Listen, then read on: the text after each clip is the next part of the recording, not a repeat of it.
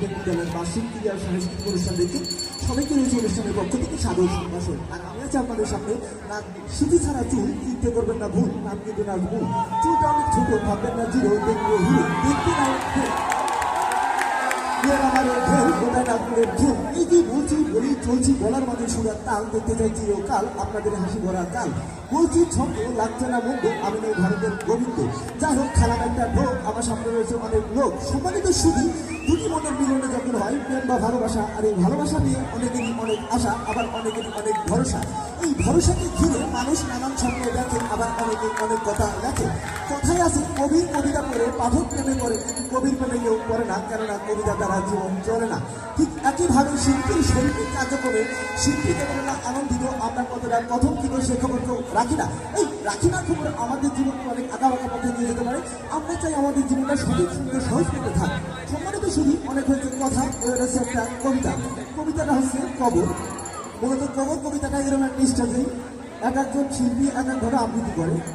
তো ফার্স্টে যে মূলত কবি সে কীভাবে আবৃত্তি করবে, কবর জসীমদ্দি এইখানে তোর দাদির কবর ডালিম গাছের তলে 30 বছর ভিজিয়ে রেখেছি দুই নয়নের জলে। তো এই কবিতাটা যদি একটা বৃদ্ধ লোক আবৃত্তি করে সে কিভাবে করবে, কবর দর্শমদ্দি এইখানে তোর দাদির কবর ডালিম গাছের তলে 30 বছর দুই নয়নের জলে। তো এই কবিতাটাই কিছু লোক আছে না, একটু লজ্জা পায়, মঞ্চে উঠে কথা বলতে পারে না, শুধু লজ্জা পায়। তো সে যদি আবৃত্তি করে সেই কবিতাটা কিভাবে আবৃত্তি করবে,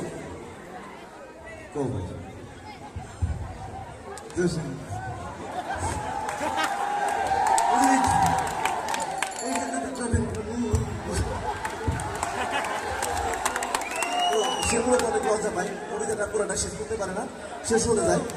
তো এই কবিতাটাই যে একটা লোক কিন্তু কান্না করে, কিছু বলার আগে কান্না করে। তো এই কবিতাটা যদি সেই লোক আবৃত্তি করতে কিভাবে আবৃত্তি করতো,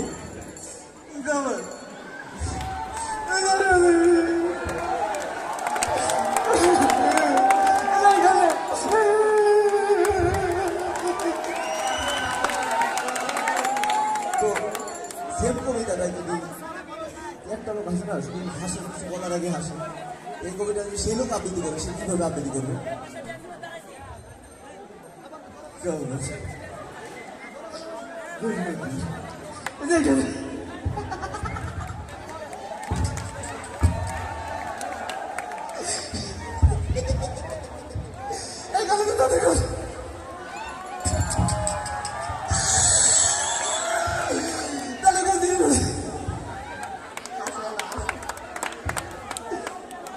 সে একসময় হাসতে হাসতে কবিতাটা সম্পূর্ণ শেষ করতে পারে না, চলে যায়।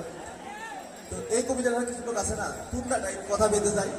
তো এই কবিতাটা যদি সেই লোক আবৃত্তি করতো কিভাবে আবৃত্তি করতো, কবি জসীমদ্দি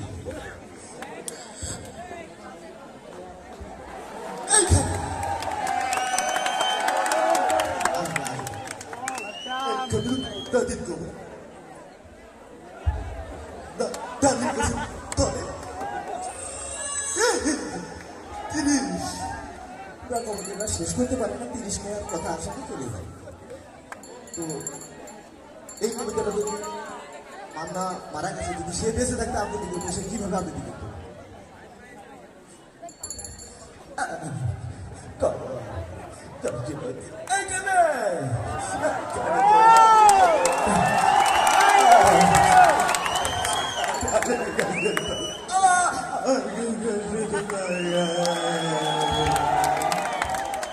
এই কবিতাটাই কিছু লোক দেখা যায় না, ঢাকা যাইতে গেলে অনেক সময় দেখা যায় যাবে বুঝছি বাসে বিভিন্ন ধরনের কিছু লোক ওঠে না, বুঝতে পারছেন তো, কারা ওঠে এদিকে না ওদিকে না। তো এই কবিতাতে সেই লোকটা আবৃত্তি করতো কিভাবে আবৃত্তি করতো, এই কবর কোথায় কবর, এইখানে তোর দাদির কবর